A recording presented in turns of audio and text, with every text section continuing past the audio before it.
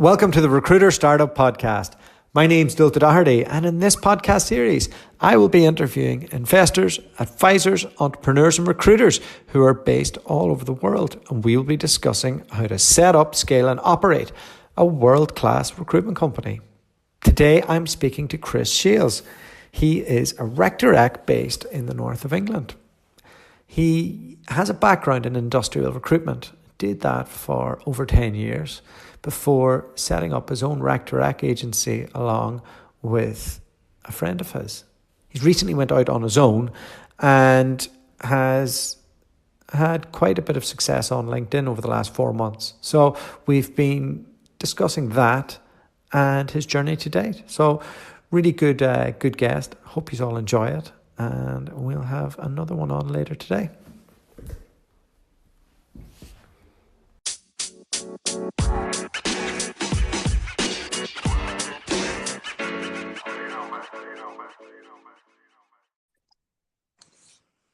Chris Shields.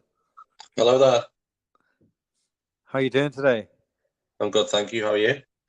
Yeah, not too bad. We are on the last day of our house renovations. So we've had builders basically in the house. It's felt like for about 3 months. So yeah, happy to be finished with this period. I imagine. So welcome to the wonderful world of recruitment to recruitment. You've been doing this for a little while now, and we're going to jump into that. But to get started, tell us where it all began for you in agency recruitment. Right, okay. So, bit of a strange one, really. I first got around recruitment, I'd say. I used to work for a company who did festival recruitment. Now, it's a totally different ball game, and it was just literally bums on seats, mass numbers, anyone that wanted to work at a festival, really. So every time that was on every year, we'd recruit about 600 people for each site. So I was a supervisor for Leeds Festival.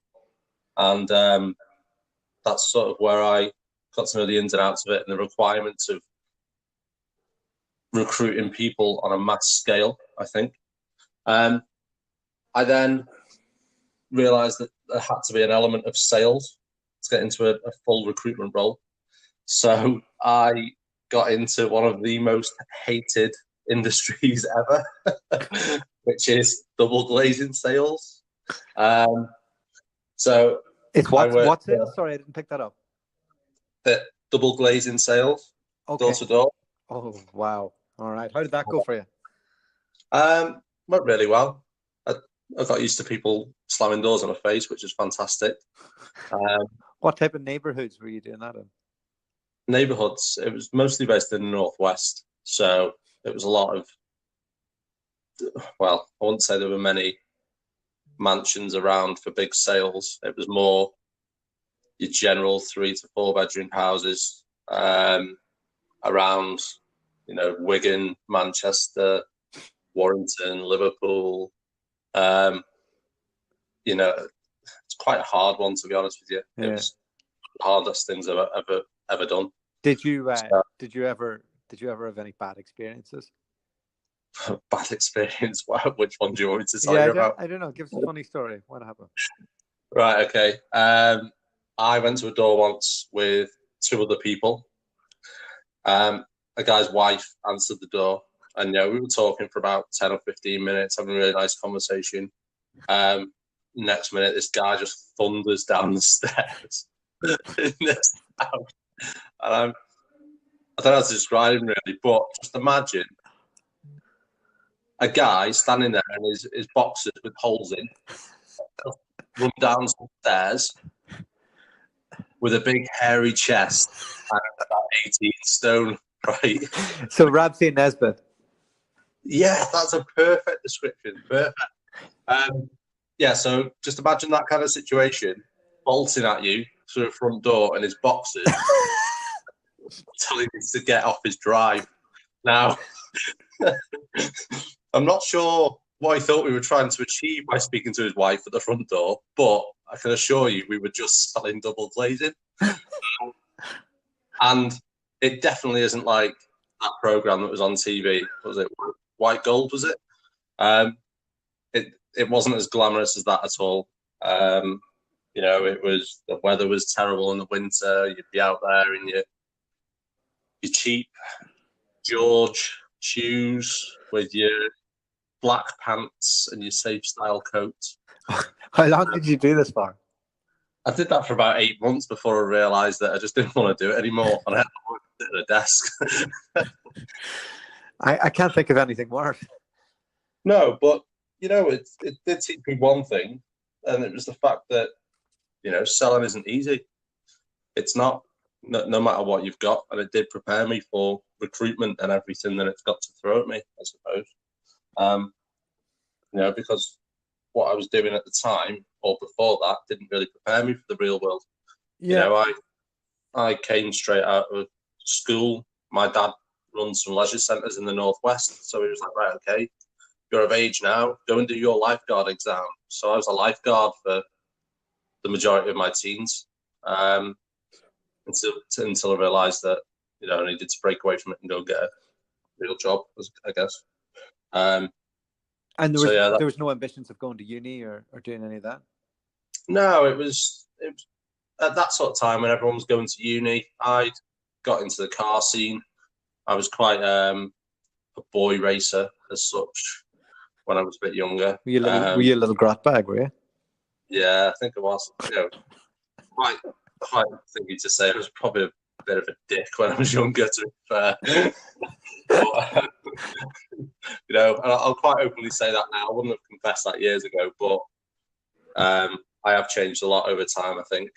So going back to it, when all my friends were going to uni, I was very much in the car scene, and I ended up actually moving down to London for nearly a year and getting a job, doing things car related, doing some car shows and traveling a couple of countries, working, and and for me that was more of an experience than me going to uni, because ultimately, people have said, do you think you could have gone slightly further if you'd have gone to uni?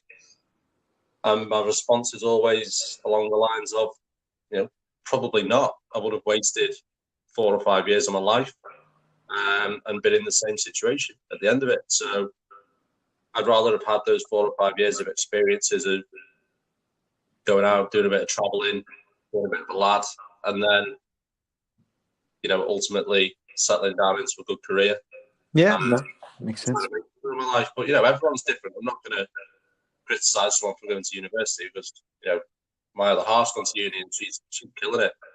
I think maybe your missus is a pharmacist, isn't she? Yeah, that's right. Yeah.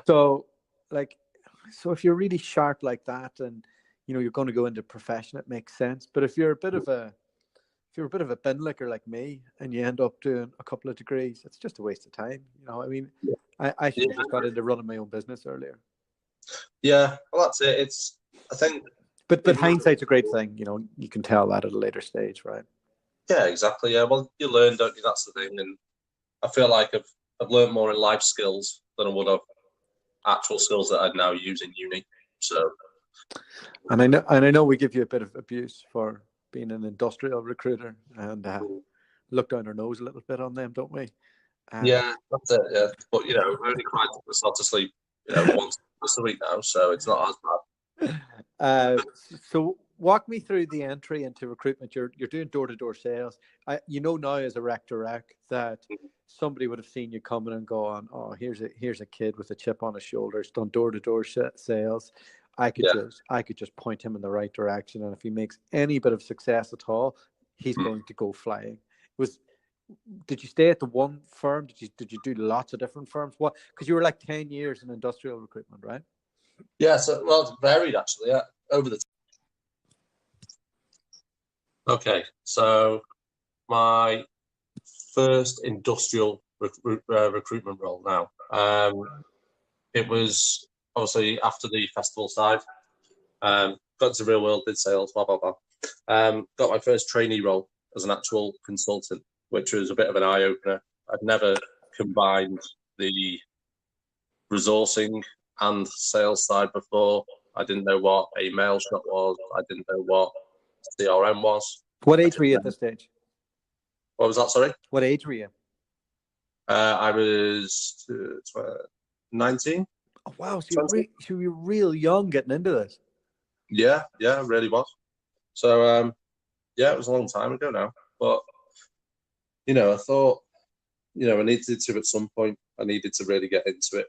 I took a pay drop to get into recruitment as well, because I knew I just wanted to get into the industry, so it was going to be worth it. But anyway, so I did a perm industrial and logistics role to start with. Wasn't a massive biller. It's always been sort of a process thing for me. So if I can nail the process, then I was happy with the results I was getting. I've never really taken or liked the kind of scatter approach, where I just, see what shit stick. It just doesn't apply for me at all.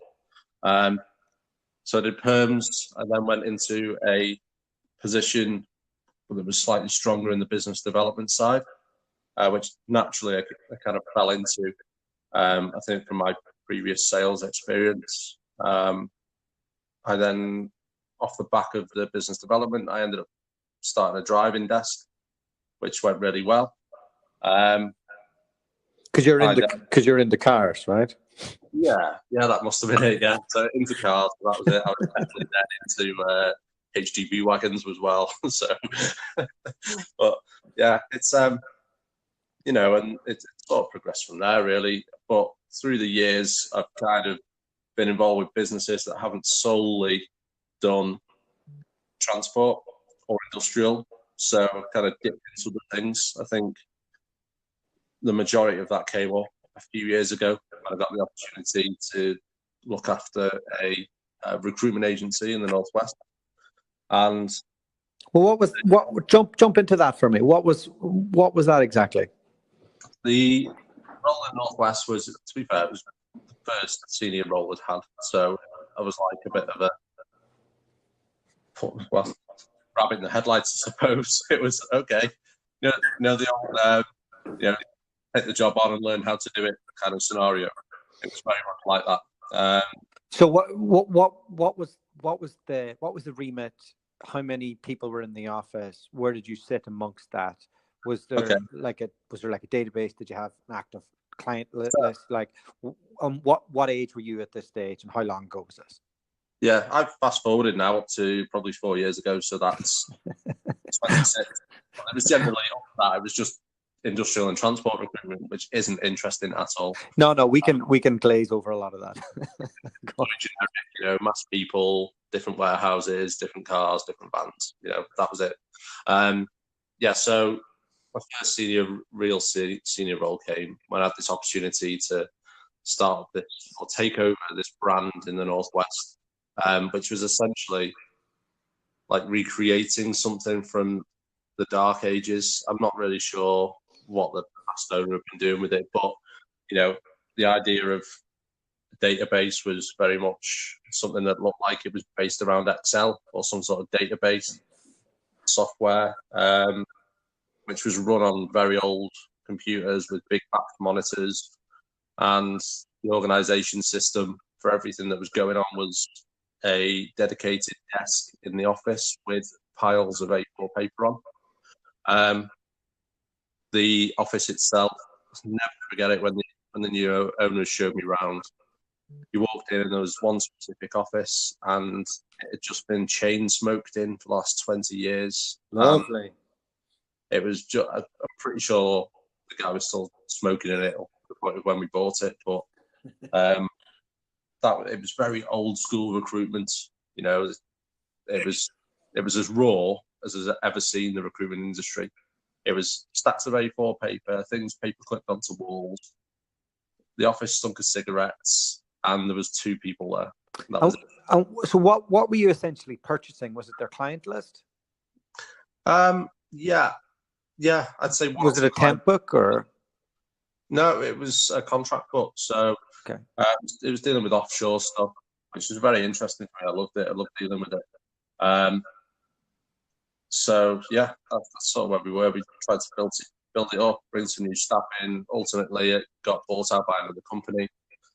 Anyway, and then there we were. I was then starting my own recruitment company. So that you're almost did you make a few pound out of the sale of that company, or was No, it? so look, it was actually bought by someone else. So I was just asked to go in and look after the business. So essentially, operations side, and try and build it up from what it was. We got it to a couple of staff in there who were doing it different sectors. We had commercial, construction, we had engineering and transport. So were you starting to learn a bit more about white collar recruitment at this stage? Yeah, definitely. And what like my clients never want to have an industrial recruiter move over to white collar. What was the biggest like mindset change and process change from what you've done for an awful long time to going into a whole different like arena where you're probably doing remote roles? If you're doing the offshore stuff, you're doing more white collar, more senior end stuff. I think for me, the main part was getting my head around the way I talk with people and who I'm actually speaking with. It was kind of like I'd stepped up slightly in the level of people I was talking to, and the way I'd recruit for them as well. So, you know what industrial and transport's like. It's on advert out on Indeed, get 400 applicants for it, take 50 of them on, put them in a warehouse. But this was very much search selection, and that's what I liked about it. It was more drawn out process, but with a better reward at the end of it. And that's when I decided for me that was certainly the route that I wanted to go down long term. It was perm or contract placements. I wasn't really a massive fan of the high volume temp stuff anymore. And I think dealing with it was just something I had to do. I had to adapt, and that's what I did. So how did this lead you to setting up a rec-to-rec business? Well, when the company I was looking after was bought out by another business in the Northwest, it just didn't work out there at all. And I thought it was great to start off with, but it just, after being taken over, it changed the direction of the company, and it just wasn't working at all, the dynamics. So I thought, you know what, this is the time. So I connected with another guy who had actually taken on at the company, and we went away individually and started our own rec-to-rec business. Why did you choose rec-to-rec? He had knowledge in it, and I could see that after I took him on, he was getting good results in it as well, and there was definitely something there we could build on. It was just about timing, I suppose. And I always thought to myself, you know what, regardless of what the industry is like, if we go into recessions or there's any plummets in businesses, there's always going to be recruitment agencies somewhere that need some staff. So it's such a different business than high volume recruitment. It's kind of like the furthest thing away from it, because you work all day. Well, at least I do anyway. You work all day to get a few really good conversations, maybe in the evening, and then they become the candidates that you work with. And all day is kind of about that, where, like, I don't know about you, but I'm not calling through a database, hassling people. But I really want that one good conversation. So it, even more so that I found in tech recruitment when I did, it's a big switch in how you operate. Like, I can't even imagine what that was like from you coming from industrial. No, it was a bit of a nightmare, to be honest. Yeah, because you've no control over it. It's kind of like a shop where you're like, oh, are they going to come in or not? Yeah. Well, that's it. The whole it was a total process change for me. Everything I'd known for the years before, and I thought, this is it. I can do recruitment. I was back to basics, more or less, with a bit of industry knowledge. That's how I felt. And it did take a while to actually get going, but ultimately it was worth it. It was a good choice. And I'm really glad I went down that route now and didn't just go for another industrial and transport recruitment agency, because, ultimately I wouldn't be in the position I am now at all. I was having a coffee and a pan of chocolate in my local coffee shop, as I do most mornings. Yeah. Very posh. and there was a lady at the other side of the coffee shop, and she was a therapist, I think. Yeah, she was a couples therapist. And I get all these eclectic people coming into this coffee shop, right? And I said to her, "Oh, my mom's friend, she teaches therapists." She said lots of them are recruiters. Like they start as recruiters and then they get burnt out or whatever, and they become therapists. And she goes, "Yeah, I was a recruiter for 20 years." I said, "Oh, wow, what type? Like what'd you do?" And she said, "Oh, I had 8 branches, 50 staff. It was industrial recruitment." And I said, "Oh, wow, did you exit it? Like, did you make lots of money?" She went, "No, the recession came and it wiped it all out." Yeah. So part of me is very happy that and we'll jump into this a little bit later, but the models that we're creating in our businesses, they aren't that expensive. So if the dip does come, we can just pivot, and we don't have to be terrified that, oh, I've got rent at 8 different locations and it's going to cost me a fortune. And thankfully, the industry's moved on. Yeah. Well, that's it. I think exactly the same. It's about making the most of the situation, I think, as well. I'm planning to really diversify now. Now I've had a little taste. You mean copy me, right? Yeah, literally do an exact carbon copy of what you've done. I'll probably start doing podcasts as well soon. So if you want to be on my podcast in a week, that'd be great. Yeah. Fantastic the not Dualta Doherty podcast. Yes, exactly. Yeah. So you and James worked together for about a year, and then you had a divorce, right? Yeah, that's right. It was quite a hefty divorce. You got the kids and everything, and no, there's nothing untoward about it. It just, as a team, it wasn't working, but we know individually it can work. Yeah, so, and it's the right decision. And is why is that? Would you like is James a bit more traditional in the way that he works? No, we both wanted to be the leader. Okay. So. All right. And yeah. Okay. All right. And you came pretty quick to the realization that like it's just time to do that. Yeah. Well, it wasn't even that. We still talk a lot now. We'll have multiple 45-minute conversations throughout a week about absolute garbage. It's like we're still working together. We still discuss candidates and clients with each other.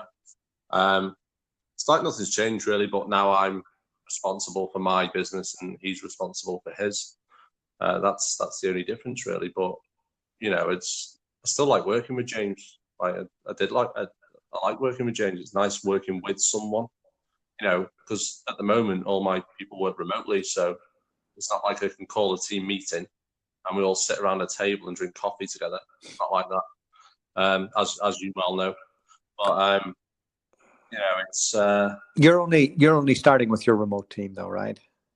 Yeah, that's right.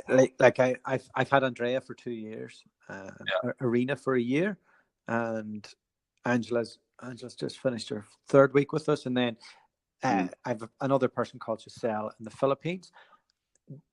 Giselle kind of doesn't take part in any of the high level activities, but the 2 girls are almost at the cusp of being fully blown Rector-X, which is great. It's taken, they've decided that that's the route that they want to go down now, and we have a daily catch up, so it does actually feel like I have a team here beside me. But at the same stage, I'm so happy I can just walk out of the office and go down to the coffee shop and have a bit of a chat and maybe come back. And like, it's people around the little village here, they just think I don't work at all, but they don't see that I'm messaging you about a candidate at midnight, or or what like our day goes from 7 a.m. to quite late at night. And I think the key to kind of making it work is having those gaps where you have a bit of downtime in the day.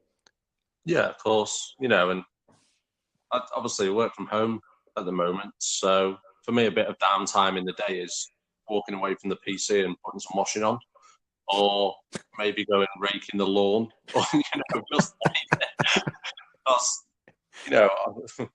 I live in an area that I wasn't really knowledgeable of until I met my partner anyway. And I'll be totally honest, I haven't made a massive effort to go and meet new people in here. So, I've got a great next door neighbour though, he's a manager of a recruitment agency, ironically in Manchester, which is great. So we've got something to talk about. And, as I very much like the lifestyle that I've got at the moment. I can be around for the kids more. I can get more done at home, but I can still get work done. The only thing that we ever come to blows with at home, me and the missus, is me working until stupid o'clock, 11, 12 at night, 1 in the morning. You know firsthand that you'll get texts off me at 1, 2 o'clock in the morning about something. You actually woke me up the other night. And you know what you told me? You said, I've cracked it. I've just finished my 5-year business plan. I'm going to be a millionaire. And I thought, but you've just woken me up, you fucking arsehole. I wanted you involved. I want just to be the first one to know. So anyway, I wanted to, seeing as you did wake me up, walk me through what that plan looks like. Oh, I'm going to have to be really careful with what I say here because, this is full on, full on ambition. Let's hear it. Full on ambition. Right, okay. Essentially, I've created a model that will assist clients, agencies, and rec-to-recs in getting exactly what they want without all the bullshit that happens in between. I'm not sure if I could say that on here. I don't know what the age of your podcasts are, but I'd say it's full of wrong'uns like you. Yeah, it should be fine. I'll swear a lot more. But that's essentially a model that I've created. And okay, what does that mean? It's a recruitment model where, how can I put this now without laying too much on about my amazing idea? Well, put it out there so I can critique it, and you can go away and cry. All right, okay, fantastic. So I'll get that NDA straight across to you and you can sign that. No. Essentially, if you look at a model that's got look at a vendor model, really, but it works in a good way for everyone rather than people feel like they're being had off. That I don't know how to explain it any more than that without delving more into it, but this is something that's going to be put into action over the next couple of weeks, and it's mostly going to be driven by the software that I'm having developed for it. Okay, so it's okay. So are you filling jobs? No, not filling jobs. The business itself won't be filling any jobs at all, but the people that work with the business will be dealing with the requirements and the jobs and the candidates. Okay. So it's like an Uber, largest taxi company without any taxis, or Booking.com, largest hotel vendor without any hotels. So is it like the MPA? The MPA? What would that be? So the MPA is the world's largest platform for recruiters where they do split placements. Oh, no, it's not like that. It's slightly different. It's more of a PSL based system, so it can't just go out to anyone. It's the software behind it that really makes it. All right. And are you technical? I am quite, yeah. But I have actually got a front end and back end developer working on it at the moment. All right. I love how obsessed you get on stuff. I know. It's as soon as I get something in my mind, it's like, right, okay, that's got to happen. And if it happens and it doesn't work, I'll drop it. So. Okay, so you're not really able to tell us what this master plan is. Not massively, no, but I think you could probably gauge. I have no clue from what you just said. Anyway, but are you going to still continue to build out your rec-to-rec business? Oh, absolutely, yeah. I wouldn't drop that for anything. And what have you learned what would you think your biggest learnings are since? So we've started hanging out. I don't know, 5 months ago, maybe. A few Yeah. other rec directs, sharing a bit of knowledge, all the rest. What would you say, like, your biggest takeaways are in the last while? Okay. Don't trust other rhetorics. Absolutely. I mean, no. Okay, so biggest thing about to take away over since getting to know everyone is probably the fact that my day plans out a lot the same as everyone else's. We all have the exact same issues, which I thought only happened to me. We all get the same nightmare clients. We all get the same nightmare candidates. But we also have some amazing clients and candidates between us all. It's the industry is very much the same for everyone. I think it's just what you make of it and how you go about it that changes things, and how you build relationships with people. Apart from that, it's as soon as I got my head around the initial eye opener about a year and a half ago, when I started up with James, I feel like I finally found my recruitment home that I'm half decent at. So, yeah, that's about it, really. How do you see scaling this business? Do you foresee having an outside of your software, your magical software that you can't tell us anything about? Super secret. How do you see, because you've got a couple of sourcing partners doing some heavy lifting for you, doing some social media for you, not the actual content, may I add, because we both agree that the real content needs to come from yourself. But do you see yourself like training in some grads, or like how do you foresee building a rec business because it is very transactional business compared to other recruitment models? Yeah, I think what I'd like to do in this business, it's just unfortunate that I don't live in London, because I've always wanted to build a business in London. Where at the minute, as you know, I live in Liverpool, I'm not from Liverpool, but I don't think the market's particularly huge for rec to recs in Liverpool. If anything, I need to be starting an office in Manchester. Why do you need to have an office that's in the city that you're recruiting for? No, not necessarily. It's more for the talent pool than anything. So if I want to find good recruiters or good rec to recs, it's a lot easier to go into a city and find recruiters than it is to be on the outskirts of one. So you would go for an experienced hire over training somebody in yourself? Yeah, well, that's only because I've already got a guy that I'm training up now who does work for me. So the next person would have to be a experienced one who can just, do the old come in and hit the ground running routine.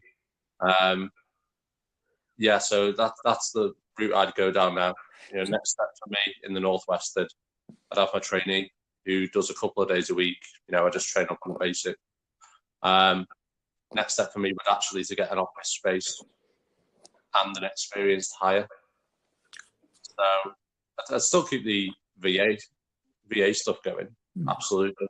It's a resource that you need to keep hold of, I think, for the outlay of it and for the results you get back. You'd be silly to get rid of it.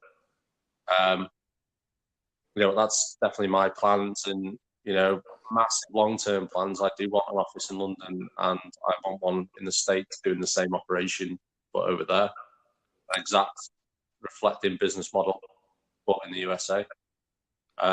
We could be looking 8 to 10 years down the line for that. Yeah, to get into the US, you need 2 years UK books. You need a structured business plan and about $100,000 to invest in your business.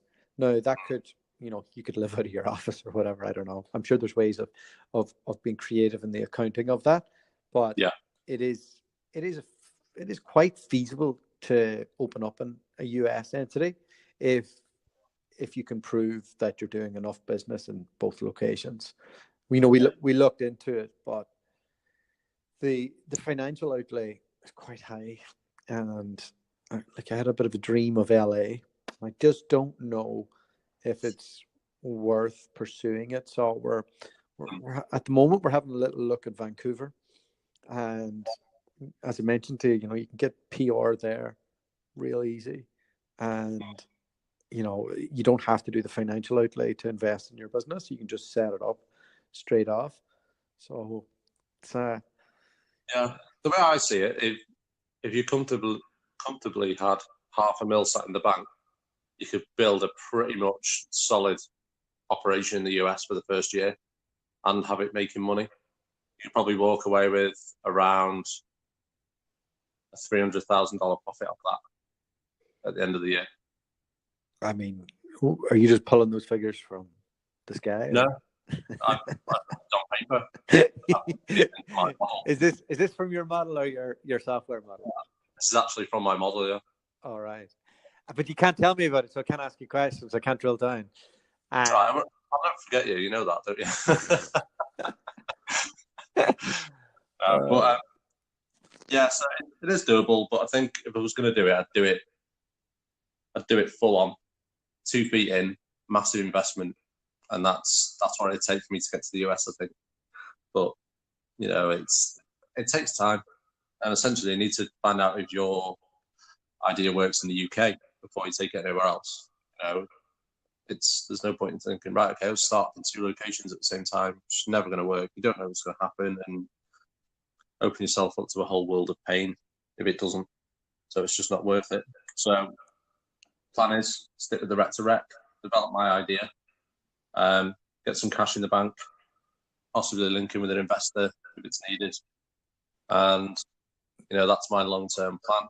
And essentially in 10 to 12 years, I'd like to be out of the game and just buying houses, selling them. There you go. Everybody lives in a Robbie Fowler house. Yeah, exactly. It's not how it goes. It's not how it goes in Liverpool. Well, that's pretty cool. I have no exit strategy at all. No. I've absolutely none. I don't have a clue where I'm going with this, only that I want to do more of it and take it from there. But I'm looking forward to this weekend. I'm catching up with 2 of my mates. They're both growing recruitment companies, and we used to all work together in Australia. So that's what lies ahead of me this weekend. It's good. How does that feel then? Having friends, is it good? Having friends. Yeah. Do you think you've got internet friends, right? Yeah, I've got some good people on Pal Talk. We have some good times on there. you enjoy. All right, Chris. A couple of last questions I'm going to ask you. Okay. First one: advice on building a LinkedIn following. What type of things would you advise people to do? Because you've really tried to build this up over the last few months, and you really weren't on the scene before it. So what would you say the key things that you've learned are?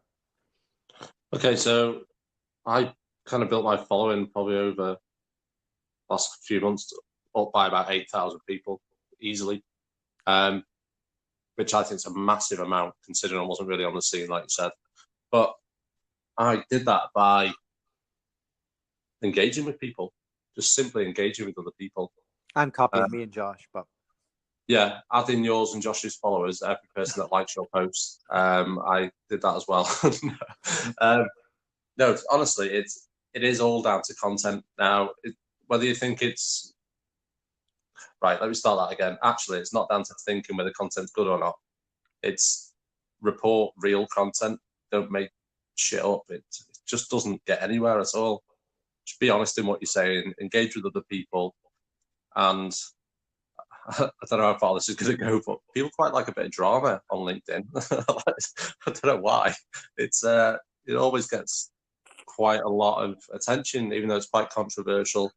You shouldn't really do it, but don't get me wrong. I'd never sit there and openly slate people directly on LinkedIn or, but if you put a controversial post on, it goes leaps and bounds. I've got clients, I've had candidates off controversial posts. But if you look on my LinkedIn, you will see my general day-to-day posts of, anything, like anything to Josh about pizza, or a post on about Josh Harrison as well, not being able to get any content. And it's getting a lot of people contacting me. So, I think once you've built a following and you keep a certain standard, then it will drive your profile forwards. And I know people that are LinkedIn geniuses and I don't even know, what do they call themselves now? LinkedIn ninjas, is it? LinkedIn ninja, yeah, like a LinkedIn ninja or LinkedIn gurus, who basically robot people into putting certain content and certain things on their profiles. It does have an effect, but why would I want to go in the same direction as 500 other people? I'd rather go my own direction, something similar, and build something individually rather than a group of people all doing the same thing. It's not really what I want. But yeah, so advice: be legitimate with your content, try not to slag people off, and be consistent. Make it relevant. Just with the VA stuff, what's the biggest takeaways that you've done from implementing that strategy for your business? I've now more or less doubled my client intake just because I've got other resource working on the positions as well as me. In regards to my administration VA, I'd hardly do any admin now, just for the fact that they take it all on. There's no formatting of CVs anymore. I don't have to post me. Well, I have someone that does social media for me once a month, who compiles loads of messages and contacts and makes loads of pretty pictures. So they do all that now. So essentially now I have more time to, sit and eat pizza for breakfast or anything I want, really. I tend to have a lot more free time to do things that are important rather than the rubbish stuff I really shouldn't have been dealing with anyway. It would take me from what I'm trying to achieve. So ultimately, I'd recommend to anyone to go down the VA route. If you think you've got a head on where you'd be able to manage it remotely and step away from things that you once thought were important, then I would certainly recommend it. And I'd refer them probably to one of your podcasts, actually. All right, Chris. So we're going to wrap it up there. Okay. We're going to catch up with you after you change the world with your software, whatever it is, even though you couldn't give me any details. No, to be honest with you, I think if we revisit this in about 3 months' time, in the new year, we'd probably be able to have a more in-depth, full interview about it, I think. All right. Well, let's do that. Thanks for coming on, Chris. No problem at all. Pleasure. Take care. Thanks very much. Bye now.